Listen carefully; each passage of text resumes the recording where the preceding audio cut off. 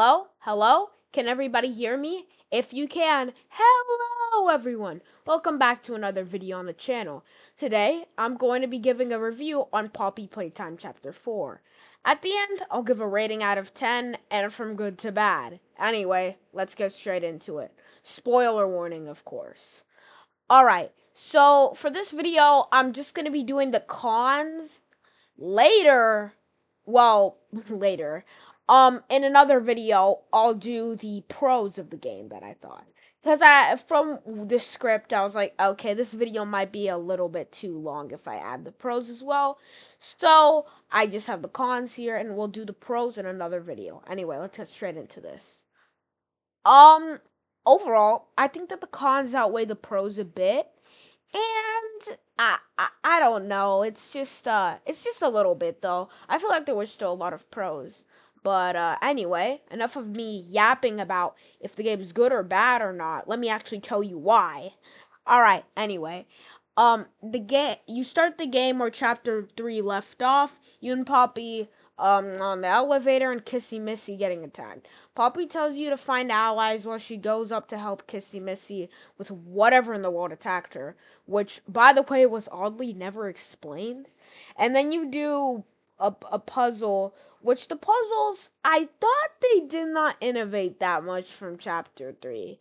And the really only new mechanic was the rerouting power, which actually editors note on this script. Not really. There was also like the height things.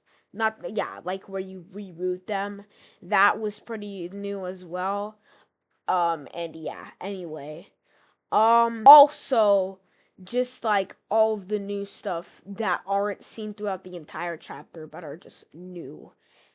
Anyway, let's move on. You continue through and try to enter the prison. Then at the entrance, there is a massive pile of bodies. This is another problem with the game in general, just with the entire Poppy Playtime. The sheer scale of the factory is ridiculous and super unrealistic.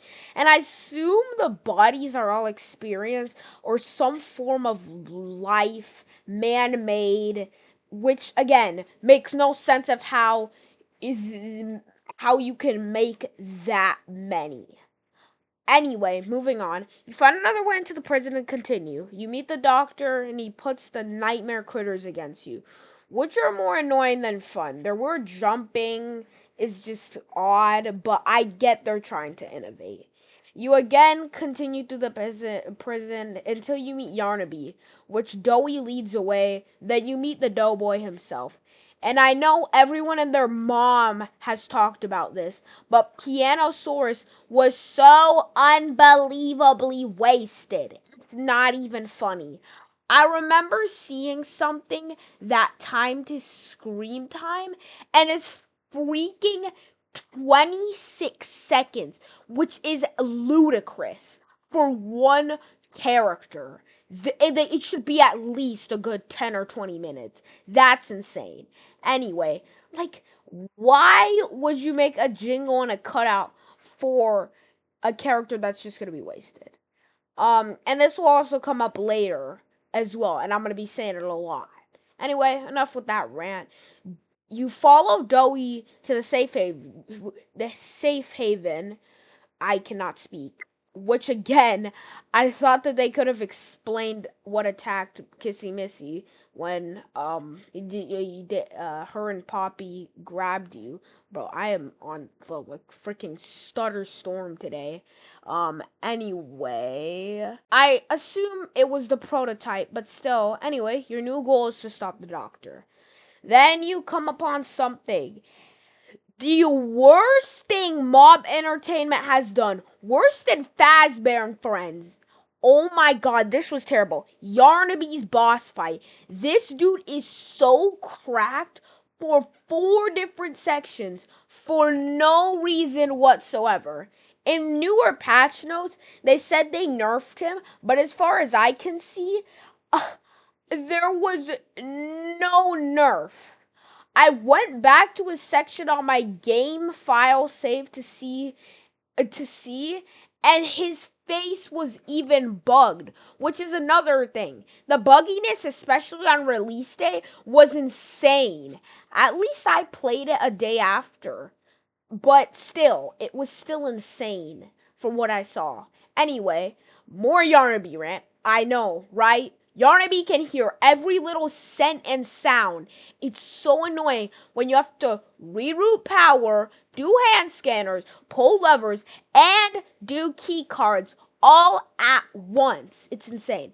Yarnaby could probably hear you breathe with his intensity, and overall he was a buggy, annoying mess of a boss. Then finally, when you do his chase scene, it lasts less than a minute. Then he burns on a chain for no reason, it seems. I think it's supposed to be like hot under him or something. That doesn't explain why we didn't burn, or I don't know. And he's just another wasted character, although I was glad he was dead. It took me like 1 or 2 hours to finish that section. Anyway, enough Yarnaby rant. You meet up with Doey, who gets frozen, which is a tiny hint later in the game. You unfreeze him, learn more kinds of new mechanics, and get to the Doctor boss fight. Which is another underwhelming boss fight where the Doctor dies like a wimp so fast. One key card removal and boom, bye bye Doctor. I only died twice to the moving guy, which shows how easy the normal robots are to avoid. Anyway, you get the Omni Hand and return to safe haven. Then you have to go to the Foundation to blow it up. You plant the explosives. You do that hand puzzle. But then the prototype tricks you and he blows up the safe haven. You go back to see Doey crying over one of the smiling critters' bodies. Which, by the way, who even cared about those things? Like, they were so small and insignificant.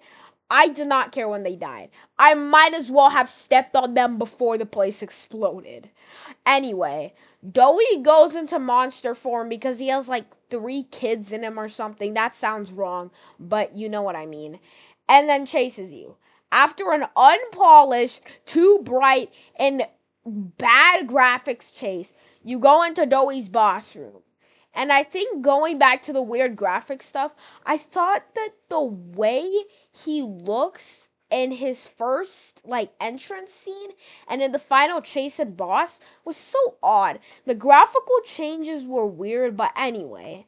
You kill Doey when he falls and he falls victim to yet another wasted character. Man, there's so many of those. And then you go to this vent thing, and the prototype is Ollie, which, oh, who didn't see that coming?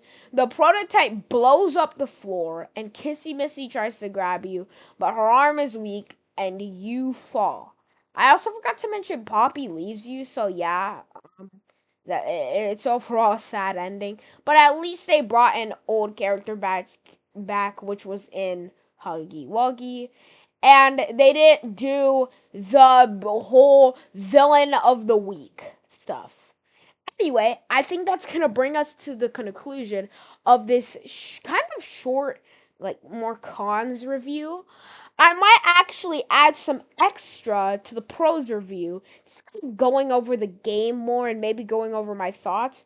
I was trying to get a little bit of wiggle room in this, because in this one, I was only trying to praise the game, to criticize the game. But now, with the pros, I'm going to praise the game. And I think that I could also add maybe a couple of cons in there, and maybe just some extra explaining on each little part, just so you guys get some more juiciness from this video. Although it's short, I thought that Poppy Playtime was decent, but not amazing or great. Well, I could still be considered kind of great, but I don't think it could be considered amazing. This script is 2 pages long, which I don't know if that's very good for the cons. Maybe it's not. Actually reading it's not that long, to be honest. But I think that for the actual out of 10, I'm gonna give it a 5 out of 10, 6 out of 10, or finally a 7 out of 10. But it's like barely kind of scratching the 7 out of 10. But if I'm being generous, I think I could give it a 7 out of 10. I don't think that it was that bad. I don't think it was absolutely terrible, just a really bad game. I thought it was decent. I had some fun with it, but looking back at it afterwards, it's like compared to some other games that I've played, it's not craziest. Anyway, I think that's where I'm going to wrap it up and conclude the cons portion of this video, and the pros portion will come out sometime soon. I'll see, like, by the time what time I edit this, by the time what time I get it released, just whatever happens, things happen, and it can be random. Anyway, guys, I hope that you enjoyed the video. Um, I'm just gonna ask this at the end of the video. I haven't actually ever been asking this in my videos because I always thought it was kind of cringy and weird. And I'm just gonna ask if you could like and subscribe, leave a comment if you want to. You literally don't even have to do that. But if you like and subscribe, I would really appreciate it because I only have 16 subscribers right now and I'm trying to grow. Things like my other videos, when I want them to get a lot of views and they only get things like 76 views, it really sucks and hurts. Well, not hurts, but it kind of sucks.